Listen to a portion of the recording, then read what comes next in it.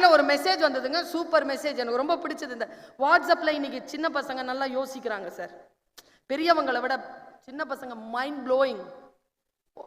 நான் காலேஜ்ல டீச்சருங்க, எனக்கு ரொம்ப வேதனை என்ன தெரியுமா, இந்த ஸ்கூல் டைம்ல என்னென்ன ப்ரெஷர் இருந்துச்சோ அதே ப்ரெஷர் தான் காலேஜ்ல.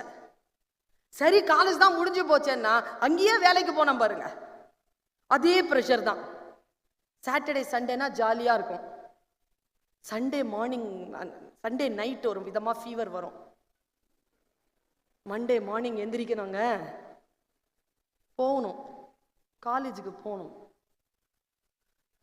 ஒரு நாள் அப்படியே ரொம்ப ஒரு மாதிரியா காலேஜ் போயிட்டு இருந்தேன் நான். மண்டேனாலே பிடிக்காது.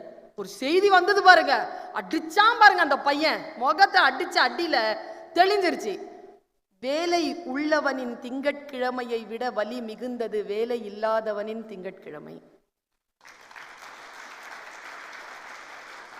முடிஞ்சதுங்க.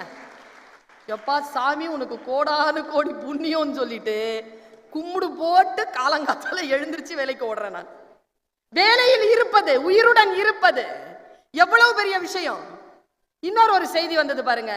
முதலில் மொபைல் வைத்தவர்கள் ஆச்சரியப்படுத்தினார்கள். 97 95 எல்லாம் செங்கல் மாதிரி இருக்குங்க, பெரிய ஒரு காது வந்திருக்கும், அதுக்கு கையில பிடிச்சிட்டு அலைஞ்சிட்டு இருக்கோம், ஆச்சரியமா இருக்கும் கையில மொபைல் வச்சிருக்கிறவங்க. மொபைல் வைத்திருந்தவர்கள் ஒரு காலத்தில் ஆச்சரியப்படுத்தினார்கள், இன்றைக்கு மொபைல் வைத்திருக்காதவர்கள் ஆச்சரியப்படுத்துகிறார்கள். யார் கையில மொபைல் இல்லையோ ஜீனியஸா இருக்கிறாங்க, அவன் மொபைல் வச்சிருக்கிறவன் லூசா சுத்துறான். உண்மையாவே சொல்றேங்க, இதுக்கு பேரே கொள்ளிக்கட்டைன்னு வச்சிருக்கிறேன் நான். பெரிய பிரச்சனைங்க இது. இப்ப நான் இதை பத்தி ஒரு விஷயம் சொல்ல அளவுக்கு அலோவ் பண்றீங்கன்னு எனக்கு தெரியாது, அது சில விஷயங்கள் போட்டு கொடுத்துட்டு போறேன். ஏன்னா எங்க காலேஜ்ல நான் தான் கங்காணி, இதுக்கு நான் தான் பிடிச்சி உப்பு தண்ணியில போடுறவன் நான் தான். ஆமா, 3 வயசு வாண்டுக்கு கவலை, உப்பு தண்ணியான்னு கேக்குது. ஏன்னா அந்த தண்ணியில போட்டா மறுபடியும் அந்த கேட்ஜெட்டை பயன்படுத்த முடியாது, அதனால அதுக்குள்ள போட்டுறது. நான் ஒண்ணு கேட்கிறேன், நம்ம சின்ன வயசுல இருக்கும்போது நம்ம வீட்டுல போன் இருந்துச்சா? ட்ரிங் ட்ரிங் அந்த போன் வந்த உடனே வெளியில கிச்சன்ல இருக்கிறவங்க எல்லாம் அந்த போன் பக்கத்துல ஓடுவாங்களா? போன் எடுத்து ஒருத்தர் தான் பேசுவார், எல்லா காதும் அந்த காதுக்குள்ள இருக்குமா? யார் பேசுறதுன்னு கேட்பாங்களா? ஒரு காலத்துல போன் எல்லாரையும் ஒன்றிணைத்தது. இன்னைக்கு போன் வந்தா எடுத்துட்டு வெளில ஓடுறாங்க, வீட்டை விட்டு வெளில ஓடுறாங்க. பேச நின்னு பேசு, ஏன் பேச முடியல உன்னால? இன்னி பாருங்க, கல்யாணம் ஆகாத பிள்ளைங்க இருப்பீங்க தானே, ஒண்ணு செய்யுங்க, இந்த ஜாதகத்தெல்லாம் மாத்திக்காதீங்க. 3 நாள் அந்த பையனுடைய போன் உங்ககிட்ட இருக்கட்டும், உங்க போன் அந்த பையன் கிட்ட இருக்கட்டும். கெமிஸ்ட்ரி ஒர்க் அவுட் ஆயிடுச்சுன்னா கல்யாணம் பண்ணிடுங்க. என்னத்துக்கு உங்களுக்கு இந்த பிரச்சனைன்னு கேட்கிறேன். சில விஷயங்களுக்கு நோ சொல்லி பழகுங்கள். This gadget is for communication, not for conversation. Don't converse, just communicate. Communicate பண்றதுக்கான விஷயமே இல்ல நம்ம கிட்ட. மேனியா மாதிரி ஆயிடுச்சு. கீழ்பாக்கில் ஒரு ரூம் திறந்துருக்கிறாங்க. உண்மையாவே இந்த பைத்தியம் இருக்குல்ல, இதுக்கான ஒரு பைத்தியம் இருக்கு, கையில புடிங்கிருங்களேன். என்ன சாதித்திருக்கிறோம்? மனிதர்களை பிரிக்கக்கூடிய சாதனங்கள் எதற்கு? மனிதர்களை சேர்க்கக்கூடிய சாதனங்கள், நல்ல வேல்யூஸ், நல்ல வார்த்தைகள். ஸ்வர்ணமணி அதைத்தான் சொல்லிக் கொண்டே இருந்தார். நாங்க வேல்யூஸை விதைக்கிறோம், எங்களுக்கு சம்பாத்தியம் என்பது 2ஆம் நிலை தான், முதல் நிலை எங்களுடைய கம்பெனி வேல்யூஸை முன்னெடுக்கிறது என்று சொன்னார். மிக முக்கியமான கருத்தாக எனக்கு படுகிறது. நான் ஒரு விஷயம் சொல்லுகிறேன் என் தோழமைகளே, நம்முடைய வாழ்க்கையில் நாம் சில விஷயங்களை புரிந்து கொள்வதன் மூலமாக நாம சில விஷயங்களை சாதிக்கலாம். எனக்கு சொல் மீது நாட்டம் அதிகம், முதல்லயே சொல்லிட்டேன். அந்த சொல் மீது இருக்கக்கூடிய நாட்டங்களினால் நான் வார்த்தைகளை வசீகரிக்கிறேன், வார்த்தைகளில் இருக்கக்கூடிய பொருளை வித்தியாசமாக பார்க்கிறேன். நேற்று கூட ஏதோ ஒரு மெசேஜ் பார்த்தேன், விரும்புறதுக்கும் நேசிக்கிறதுக்கும் என்னங்க வித்தியாசம்? விரும்புறதுக்கும் நேசிக்கிறதுக்கும் என்ன வித்தியாசம் தெரியுமா? ஒரு செடியில் பூ பூக்கிறது, நீ விரும்புகிறாய், பறித்து வைத்து விடுவாய். நீ நேசிக்கிறாய் என்றால் அதற்கு தண்ணீர் ஊற்றி வளர்ப்பாய், இவ்வளவுதான். நாம் நிறைய விருப்பங்களால் தான் நிறைந்திருக்கிறோமே தவிர நேசிப்பதே இல்லை. நேசம் என்பது நம்முடைய வாழ்க்கையில் மிக மிக முக்கியமானது. இன்னொரு வார்த்தை கேட்டங்க, ஆச்சரியமான விஷயம். நைட் டியூட்டி பண்ணிட்டு இருக்கிற காவலாளி இருக்கான்ல, அவன் தூங்கி தூங்கி வழியிறானா. அந்த கம்பெனிக்கு முதலாளி இல்ல, அவன் தூக்கம் இல்லாம மிரள்றானா. என்ன யோசிக்க வச்சுதுங்க. அடுத்த சொல் பாருங்களேன், கும்பிடும் வரை கடவுள், கும்பிடும் வரை கடவுள், திருடு போனால் சிலை. உண்மைதானே? நீங்க மனச என்ன பண்ணுங்க, நான் உங்களுக்கு ஒரு பயிற்சி கொடுக்குறேன். நீங்க இந்த ஐடி ஃபீல்டெல்லாம் இருங்க, உங்களுடைய வாழ்க்கையை இதுக்குள்ள வளர்த்துக்கோங்க, எல்லாம் பண்ணுங்க. ஆனா நிறைய வாசிங்க, நிறைய படிங்க. படிக்கிற பழக்கம் குறைஞ்சு போச்சு. படிக்கிற பழக்கம் குறைஞ்சு போனதுனால பல விஷயங்கள் மைண்ட் ஷார்ப்பாவே இல்லை. நமக்கு நம்முடைய ஷார்ப்னஸ் வேற விதத்தில் இருக்கு. அது இப்படி நம்ம ஏமாற்றி விட்டு போயிடுது. உலகத்திலேயே எந்த தொழிலை கை வைத்தாலும் ஜெயிக்கக்கூடிய ஒரு மிகப்பெரிய பணக்காரன் சொன்ன வார்த்தை, நான் ஒரு மாதத்திற்கு 150 ஜேர்னல்ஸ் ஆவது படிக்கிறேன். ஒரு விக்கெட் கீப்பர், வெஸ்ட் இண்டீஸ், உலகத்தையே கலக்கன நம்பர் 1 கேச்சர், அவன் சொன்னான், நான் ஒரு வாரத்திற்கு 300 பக்கங்களாவது படிக்கிறேன். என்னது இது? வாசிக்க வாசிக்க மைண்ட் ஷார்ப் ஆகுங்க. வாசிக்கின்ற பழக்கம் நம்மிடத்தில் குறைந்திருக்கிறது. அதனால் தான் நாம் பல்வேறு தவறான நினைவலைகளுக்குள் சென்று விடுகிறோம். வாசிப்பு பழக்கத்தை முன்வையுங்கள், முன்னெடுங்கள். ஒரு புத்தகத்திற்கு நீங்கள் செய்யக்கூடிய ஆக பெரிய வன்முறை அதை படிக்காமல் இருப்பதுதான். படிங்க. புத்தகத்தை யாராலும் காசு கொடுத்து வாங்க முடியாது. ஏனென்றால் வாங்குவதெல்லாம் அச்சுக்கூலியும் காகித கூலியுமே தவிர சிந்தனைகளை காசு கொடுத்து வாங்க முடியாது. சிந்தனைகளை வாங்குவது, சிந்தனைகளை உள்ளெடுப்பது. நான் ஒரு சிந்தனையை சொல்றேன். ஒருத்தன் ராத்திரி 4:30 மணிக்கு வீட்டுக்கு வரான். அடிச்சு மூஞ்சி கிஞ்செல்லாம் பேந்திருக்கு, ரத்தம். வைஃப் பதறா, என்னங்காச்சு என்னங்காச்சு என்னங்காச்சு. சினிமா பார்த்துட்டு வந்தனா போலீஸ்காரன் பிடிச்சிட்டு போயிட்டான். ஏங்க அவன்கிட்ட சொல்ல வேண்டியது தானேங்க, டிக்கெட்டு கையில இல்லம்மா. எதுக்குங்க அடிச்சான்? சொல்ல சொல்ல அடிக்கிறாமா அவன். நான் ஒன்னும் செய்யலைங்க, நான் ஒன்னும் செய்யலைங்கன்னு சொல்ல சொல்ல அடிக்கிறாமா அப்படின்னு வைஃப் கிட்ட சொன்னவன் யார் தெரியுமா? டெய்லி குடிச்சிட்டு வந்து வைஃப் அடிக்கிறவன். காரணமே இல்லாம அடி வாங்குறதுனா எப்படி இருக்கும்ன்றது தெரிஞ்சிருச்சுங்க அவனுக்கு. அடுத்த நாள்ல இருந்து அவன் அடிக்கிறத நிறுத்திட்டான். இப்படி இன்னொரு சிறுகதை. இதை படிச்சான்னு வச்சுக்கோங்களேன், போலீஸ் கிட்ட அடி வாங்காமலேயே பொண்டாட்டி அடிக்கிறவன் திருந்துவானா இல்லையா? அதுக்குதான் படிக்கணுங்கிறது. வாசிக்கின்ற பழக்கத்தை மேம்படுத்திக் கொள்ளுங்கள். விஷயங்களை நுட்பமாக வாழ்க்கையில முன்னேறணும்னு முடிவு பண்ணிட்டீங்கன்னு வச்சுக்கோங்க, சில ஸ்ட்ராட்டஜி இருக்கு, அந்த ஸ்ட்ராட்டஜிக்குள்ள போயிடுங்க. நான் ஒரே ஒரு ஸ்ட்ராட்டஜியை சொல்லிட்டு நான் நிறைவு செய்கிறேன். டைம் இருக்கா? ஒரே ஒரு, இதுக்கப்புறமா நீங்க வெளியில தான் போக போறீங்க. டைம் எனக்கும் ஆயிடுச்சு. நானும் அடுத்த ஒரு விஷயத்துக்கு ரஷ் ஆகிக்கிட்டு இருக்கேன். ரொம்ப முக்கியமான ஒரு விஷயத்த சொல்றேன். பெரியவங்க யார் பேசினாலும் நான் கேட்பேன், சின்னவங்க பேசினாலும் கேட்பேன், பேச்சுனாலும் கேட்பேன். கோவத்துல அடிச்சாருங்க என் பையன். அவங்க அப்பா பையன் ஒரு வார்த்தை சொன்னாங்க. அடியெல்லாம் வாங்கிட்டு ராத்திரி சாப்பிடும் போது சொன்னான், அப்பா ஒரே ஒரு விஷயத்த சொல்லட்டுமாப்பா அப்படின்னா. அந்த பாய்ஸ்க்கே ஒரு ஆட்டிடியூட் இருக்குங்க. அடி வாங்கிட்டா கூட ரொம்ப கம்பீரமா பேசுவாங்க. ரொம்ப கம்பீரமா பேசினா அவன், ஏன்னா ஒரு 10 வயசு இருக்கும், கம்பீரமா சொன்னாப்பா ஒரு விஷயம் சொல்லிட்டாப்பா. என்ன அப்படின்னாரு அவங்க அப்பா. கோமா இருக்கும்போது அடிக்காதீங்கப்பா. நான் நடுவில் புகுந்து கேட்டேன், ஏன் அப்படின்னு கேட்டேன். இல்ல நான் செஞ்சது தப்பு தான், அடிக்கலாம் தான், ஆனா கோமா இருக்கும்போது அடிக்கும்போது கூடுதலா விழுதுமே. சூப்பர் வேர்டு இல்ல? கோமா இருக்கும்போது அடிக்கக்கூடாதுங்கிறது. இதை விட வேறு எந்த ஞானம் எனக்கு சொல்லி கொடுத்து விடும்? டைரக்டா சொல்றானே அவன். கோமா இருக்கும்போது எதுவும் செய்யாத, செஞ்சனா அது குற்றமாயிடும். இவ்வளவு பெரிய விஷயம். வினாடிகள் தான் தவறிழைக்கின்றன, தண்டனையோ யுகங்களுக்கு கிடைக்கிறது. வினாடிகளில் தான் தவறிழைக்கிறோம்.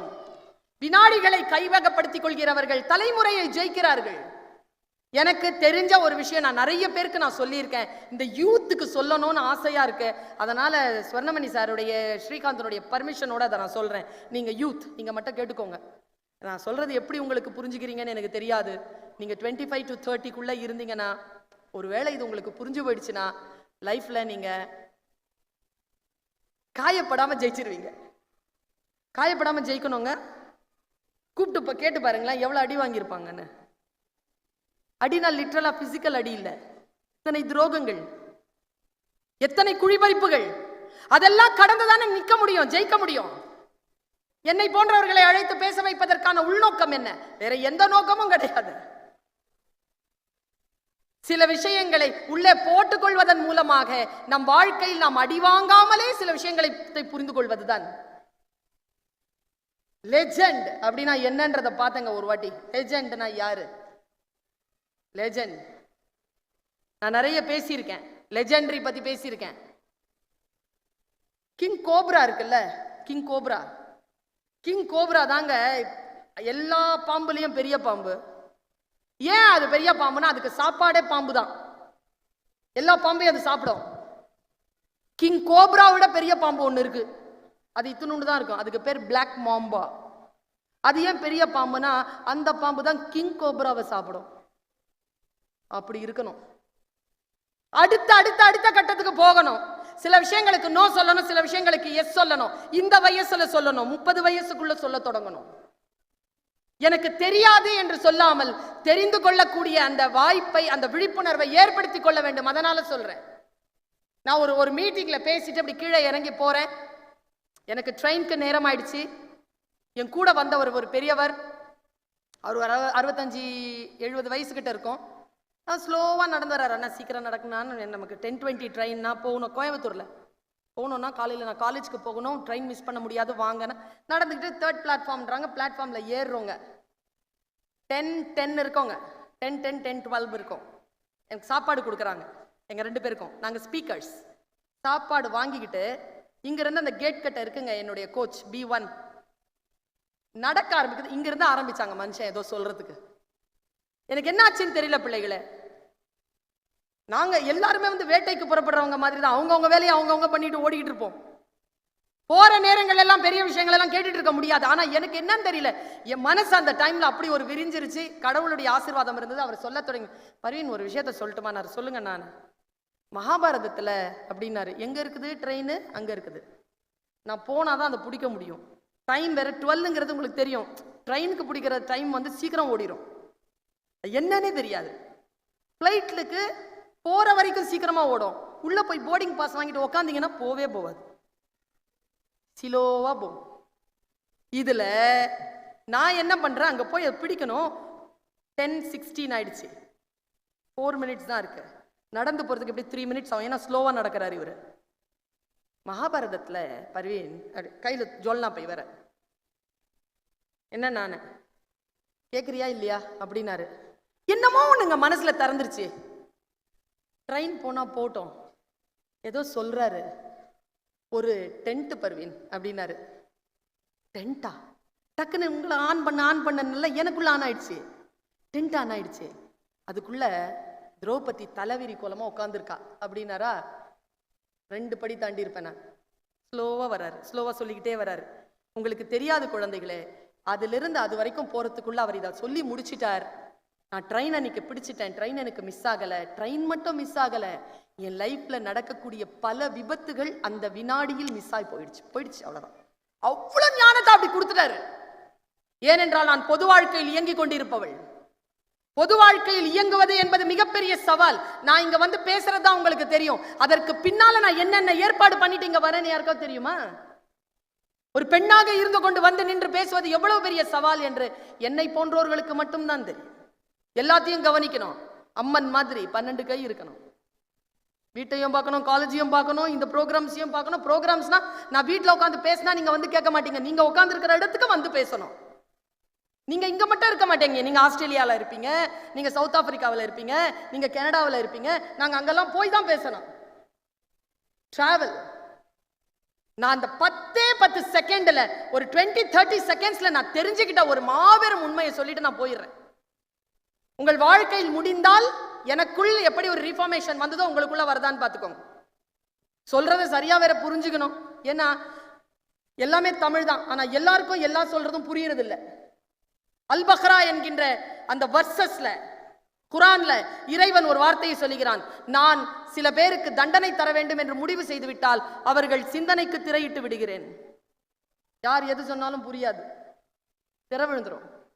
திரை விளக்குகின்றவர்கள் மட்டும்தான் ஆசீர்வதிக்கப்பட்டவர்கள். உட்கார்ந்திருக்கா திரௌபதி, உள்ள நுழைஞ்சிட்டான் அர்ஜுனன் பேசிக்கிட்டே இருக்கிறான்.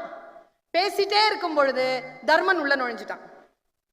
ரெண்டு பேருமே பார்த்துக்கிட்டாங்க, ஃப்ரிக்ஷன் ஆயிடுச்சு ரெண்டு பேருக்குமே. ஏன்னா ஒருத்தர் இருக்கும்போது இன்னொருத்தர் வரக்கூடாது, அது போர்க்களம் வேறு.